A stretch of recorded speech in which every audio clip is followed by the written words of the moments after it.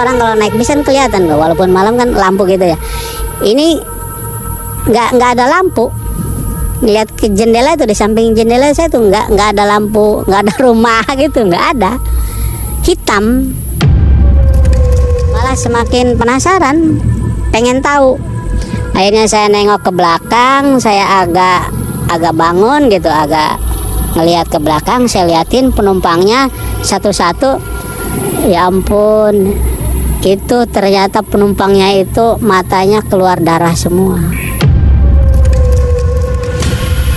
Semua di samping saya, di belakang. Di samping saya kan kelihatan gitu, kelihatan di samping saya. Nggak bisa bangun, nggak bisa digerakin. Berat seperti kaki saya gitu. Pas nanya ke Indra, ayo bangun. Ayo, Kang Bagas dulu bangun. Kang Bagas itu yang deket pinggir katanya. Iya, ini juga saya susah kakinya, susah digerakin. Kang Indra juga coba bangun. Iya, saya juga nggak bisa gerak. Tuh, tambah tegang di situ. Tambah saya baca semua surah apa aja saya baca itu. Tapi ada yang sampai nggak pulang, Mas. Masih alhamdulillah masih bisa pulang ini, bisa keluar dari bis hantu itu katanya. Assalamualaikum warahmatullahi wabarakatuh. Selamat datang di Story Radio FM, radionya para pecinta story horor. Sebelum mendengarkan cerita dari narasumber kita, jangan lupa subscribe, like, komen, share supaya kalian tidak ketinggalan video-video berikutnya.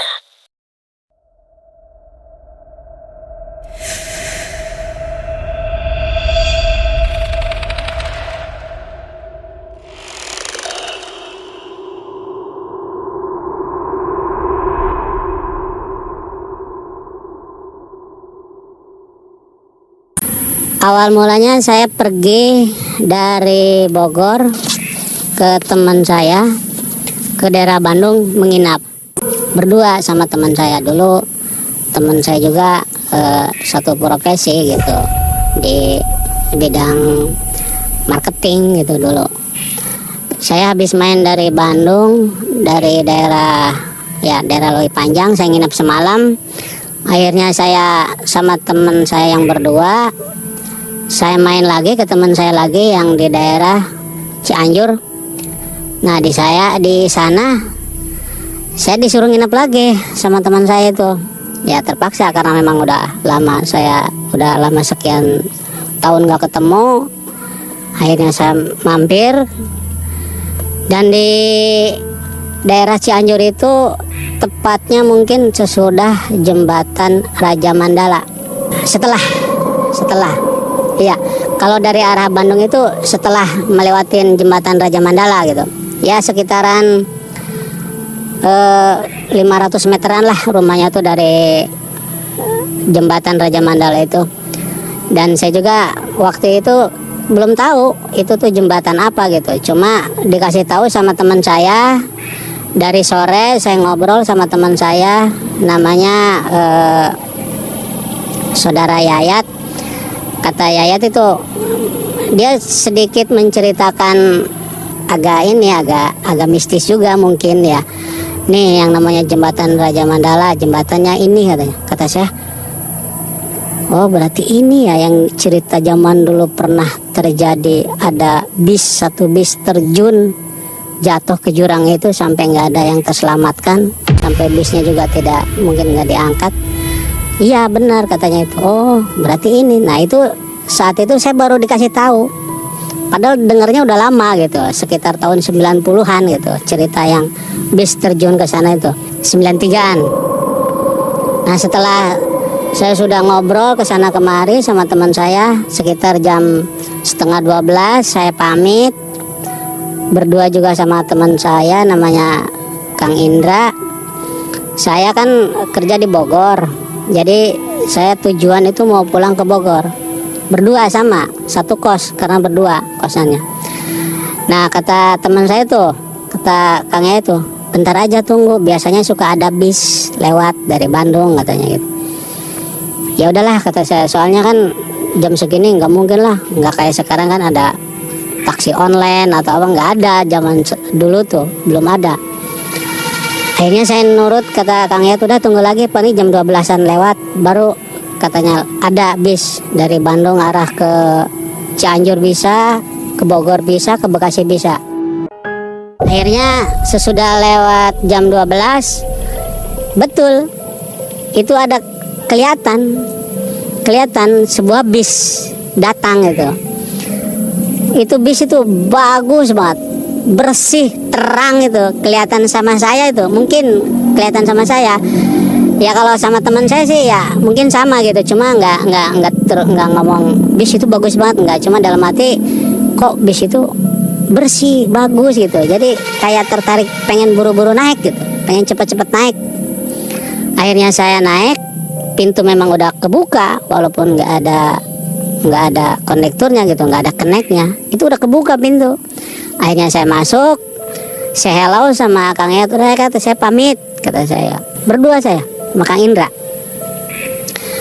Kang Indra duduk dekat jendela, saya di sampingnya.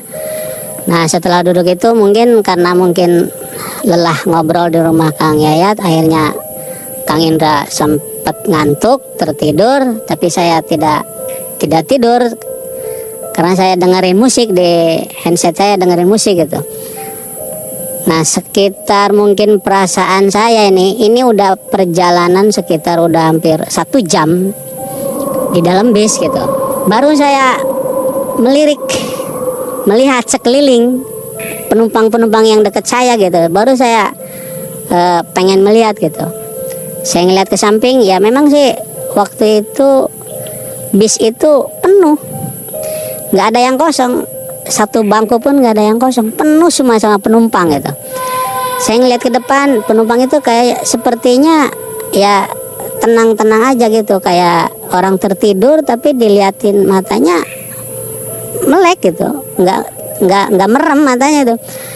Pas saya ngeliat ke belakang saya, ke jok belakang saya, tapi yang saya anehnya tuh kostum pakaiannya tuh penumpang itu putih semua. Baju, ada cowok baju putih, ibu-ibu pakai baju putih, gaun pun putih gitu, nggak ada yang hijau, nggak ada yang merah, nggak ada yang coklat, nggak ada. Mungkin di benak saya nggak ada pikiran aneh-aneh gitu. Oh mungkin ini pas kebetulan aja mungkin, kata saya gitu. Ya udah, akhirnya saya dengerin musik lagi, saya sambil setengah ngantuk juga, tapi nggak begitu tidur gitu, nggak kayak teman saya Kang Indra, dia sepertinya pulas tertidurnya gitu, mungkin karena kecapean juga.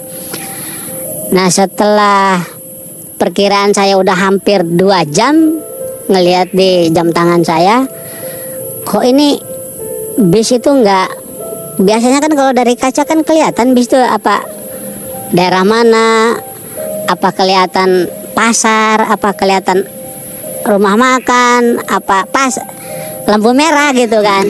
Biasa orang kalau naik bis kan kelihatan loh, walaupun malam kan lampu gitu ya. Ini nggak ada lampu.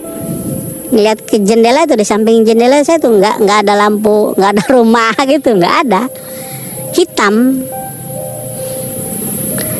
Akhirnya saya timbul dalam hati saya, jadi ada penasaran, janggal gitu, ada yang janggal.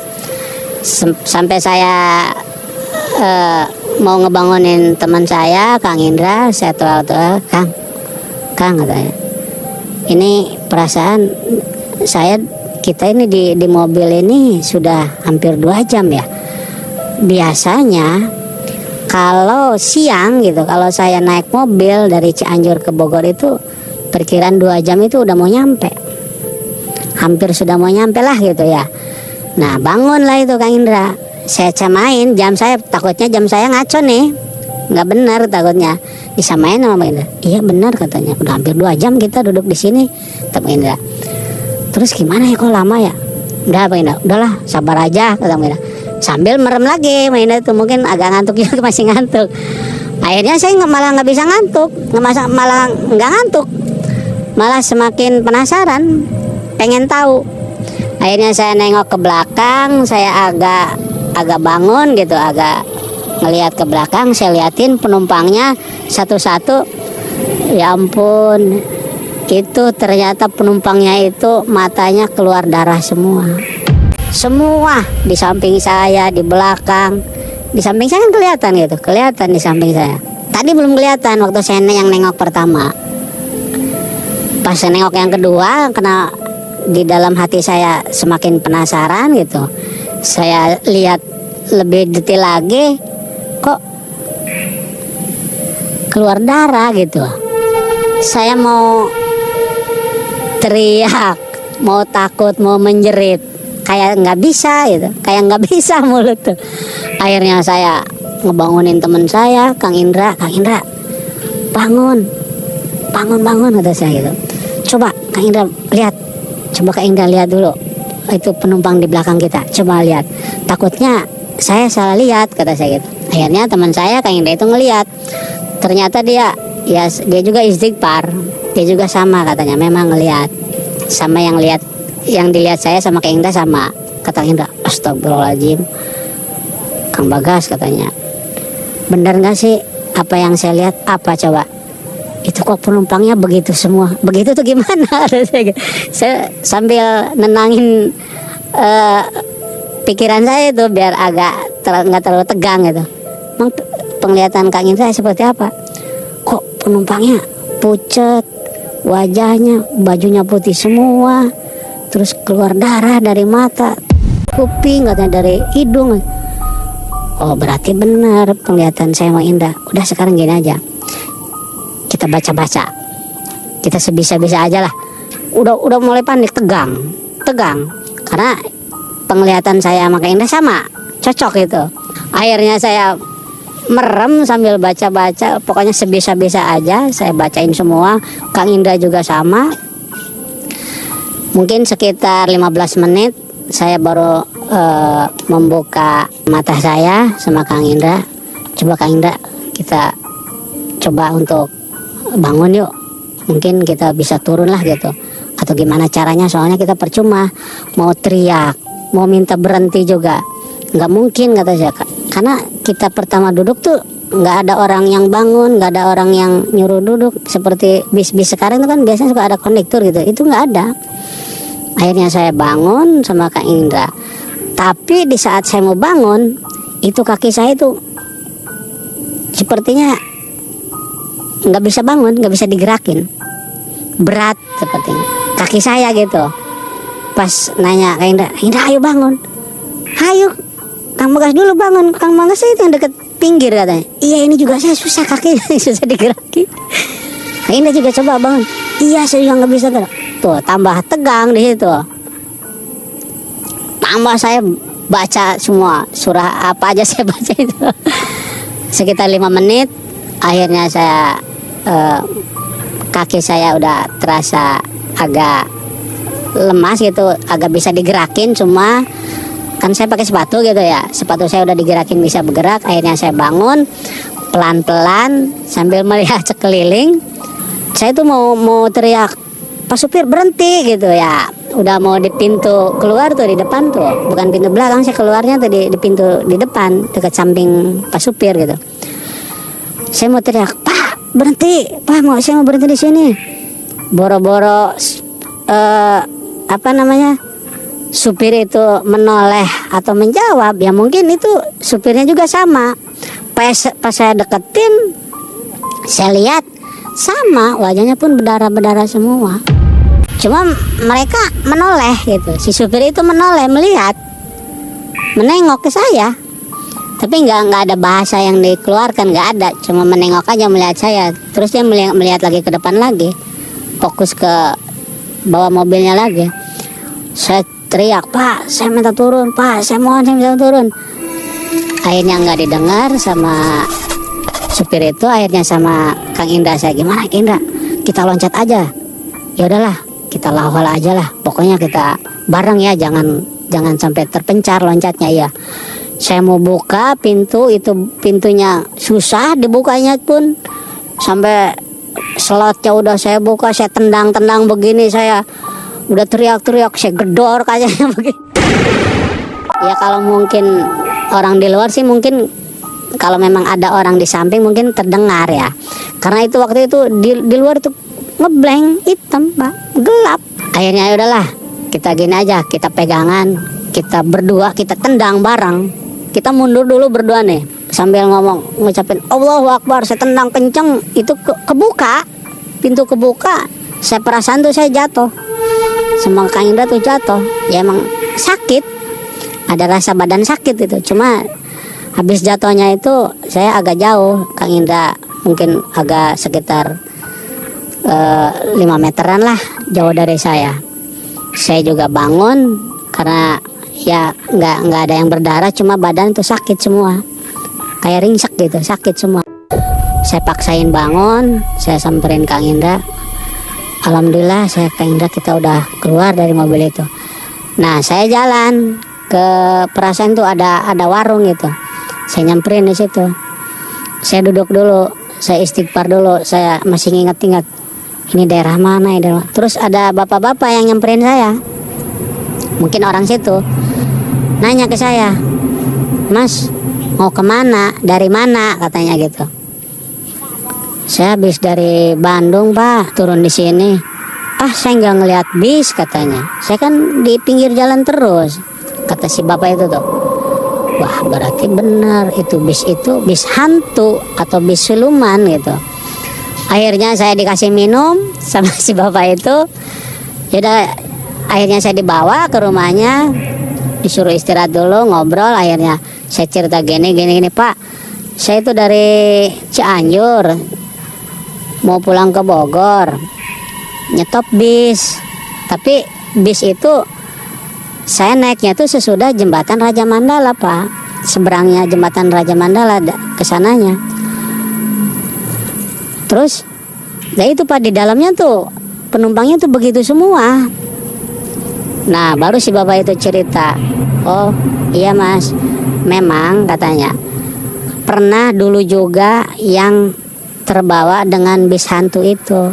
Oh berarti benar si bapak itu pernah dengar katanya, pernah katanya. Suatu jadi nggak semua orang bisa melihat atau semua orang bisa naik bis itu, enggak. Jadi munculnya itu kata si bapak itu bulan-bulan tertentu dan malam-malam tertentu, si bis misterius itu, si bis hantu itu.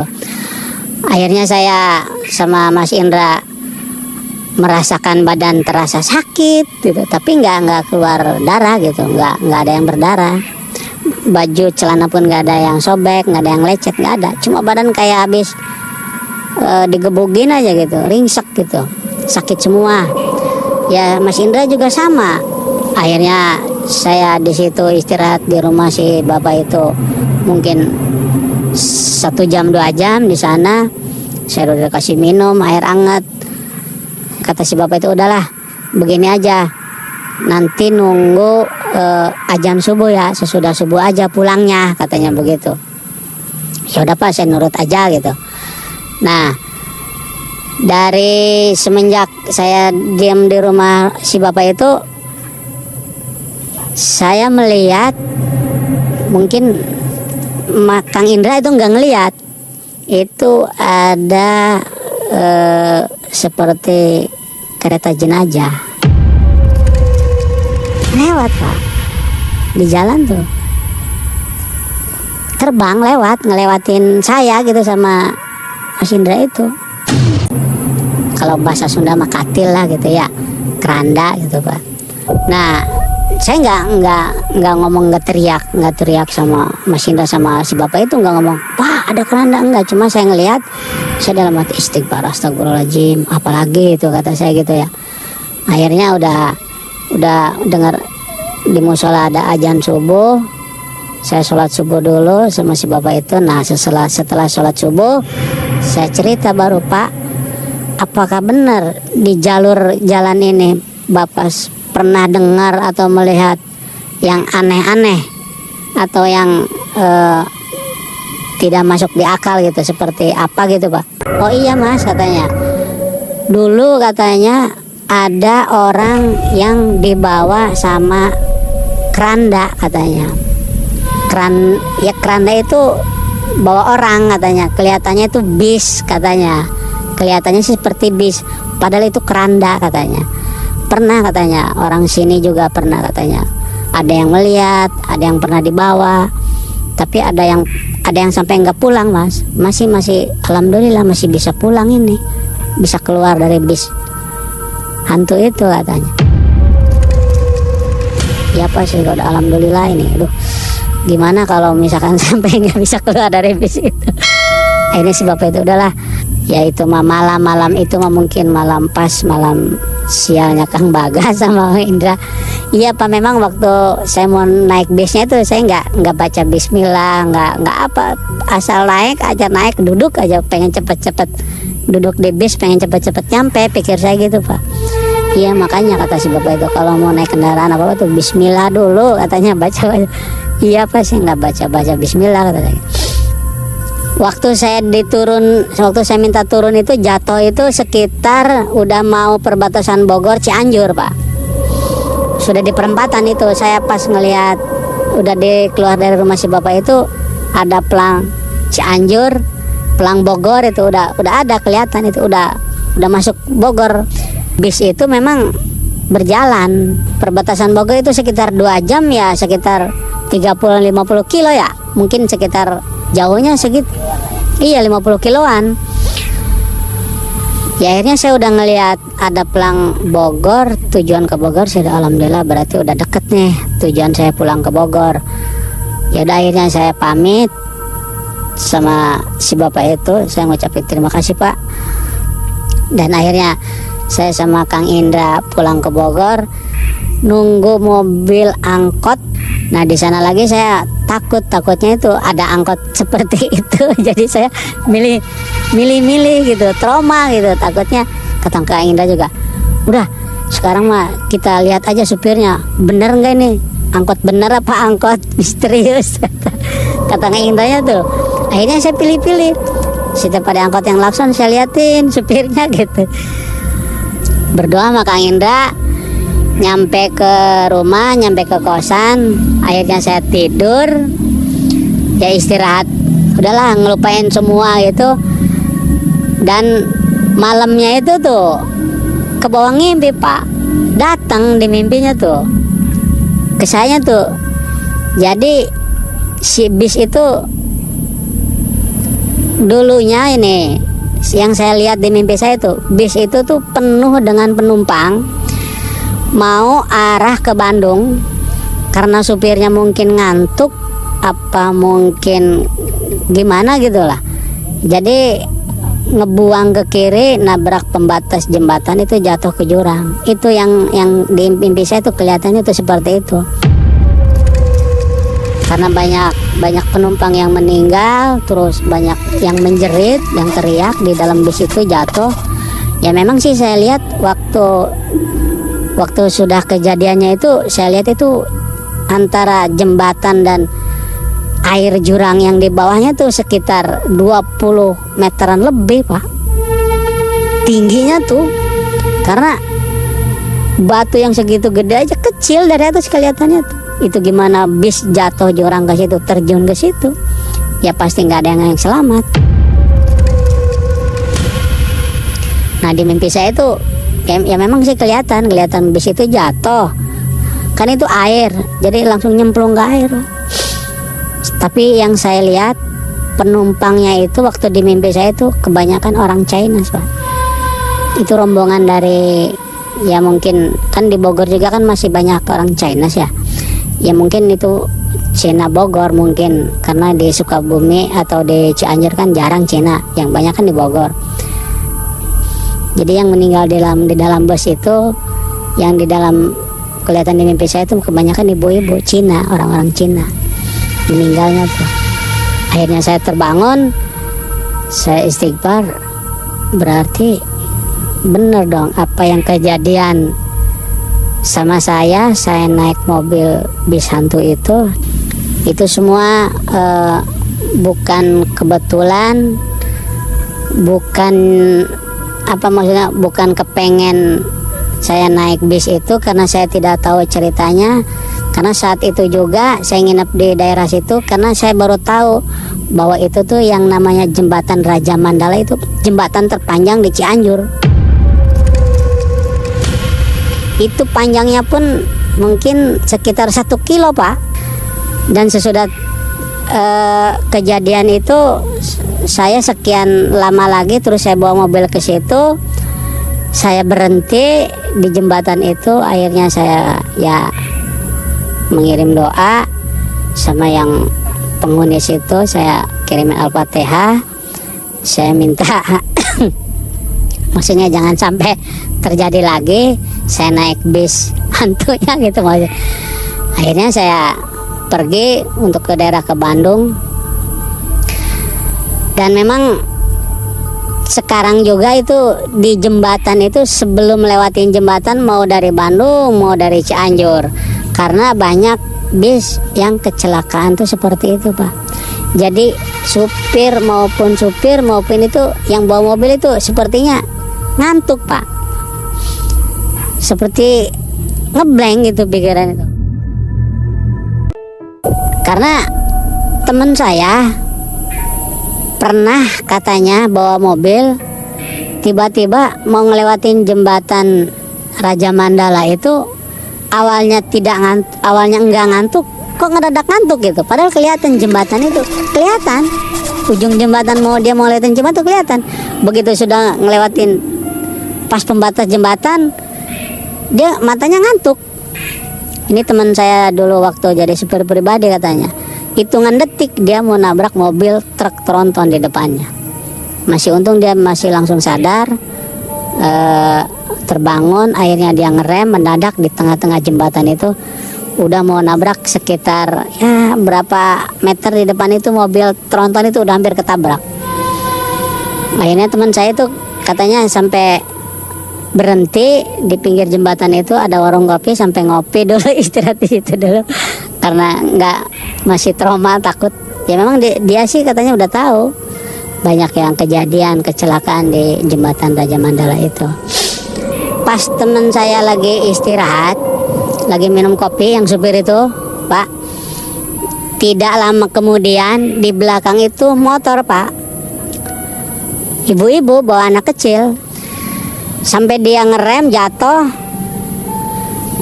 sampai nabrak pembatas jembatan. Untungnya si ibu itu nggak jatuh ke jurang gitu, karena kehalang jembatan sama anaknya yang sekolah. Nah si supir teman saya itu sampai lari ngebangunin gitu, karena deket, posisinya deket pinggir ujung jembatannya itu. Sampai nolongin, sampai ngebangunin, motornya dibawa ke warung yang dia juga sama-sama istirahat. Ya orang-orang juga banyak yang datang gitu, yang ngebangunin gitu. Ditanya, Bu kenapa? Tadi tuh saya ngeliat, katanya ada yang lewat, katanya cewek pakai gaun warna putih, katanya. Makanya saya ngerem ngedadak, tapi saya perasaan itu mentalnya tuh dibuang ke kiri. Ya untungnya aja Mas, katanya ada jembatannya itu ada besinya pinggirnya itu. Kalau nggak ada besi mungkin saya jatuh ke jurang, nyeplos ke situ ke bawah, katanya. Itu nyangkut motornya sama dia tuh, nyangkut, udah mau jatuh, katanya. Iya ya Bu, katanya. Saya juga Bu, barusan Bu, makanya saya berhenti di sini tuh. Saya barusan mata saya tuh ngedadak, tiba-tiba mata tuh ngantuk aja gitu, ngeblank gitu. Ya pokoknya ngantuknya tuh benar-benar ngantuk, katanya. Ya makanya saya terus saya berhenti di sini ngopi dulu tuh Bu. Udah ngopi sih enggak ngantuk lagi, udah ngelewatin jembatan itu udah enggak ngantuk sebenarnya, katanya. Iya ya Mas, katanya. Kok kejadiannya tuh bareng. Dan memang cerita kata yang punya warungnya itu, Bu, katanya Mas, katanya bukan sekali dua kali, katanya. Ini di jembatan itu, karena saya tuh yang jualan di sini tuh, di warung ini tuh sering, katanya Mas. Sampai ada yang meninggal, mobil di situ nabrak. Terus kadang motor tahu-tahu jatuh di situ tuh. Itu bukan sekarang aja Mas, itu sering, katanya. Yang paling sering sih soalnya kalau udah mau maghrib, katanya. Itu memang kejadiannya teman saya juga tuh udah malam. Berarti Pak, ini jembatan ini banyak makan korban. Wah bukan banyak lagi, katanya gitu. Makanya kalau mau lewat jembatan sini harus banyak istighfar, harus eling katanya gitu, jangan kosong pikiran itu. Begitu kata yang punya warung di sebelah itu. Pas kebetulan warung itu memang setelah teman saya kejadian, saya pernah saya datengin. Saya juga penasaran gitu ya. Udah lama kejadian saya sama si teman saya itu, saya bawa mobil ke situ sama teman-teman saya. Akhirnya saya berhenti ngobrol sama yang punya warung itu. Apa sih kejadian yang sebenarnya? Memang semua itu kejadiannya bukan karena ya mungkin karena pengemudi atau pengendara kendaraannya yang ugal-ugalan atau apa. Memang di situ juga karena faktor penghuni gaib juga yang ada di jembatan situ. Itulah tadi cerita mistis yang dialami oleh narasumber kita. Semoga video ini dapat menghibur teman-teman pecinta horor, dan sampai jumpa di video berikutnya.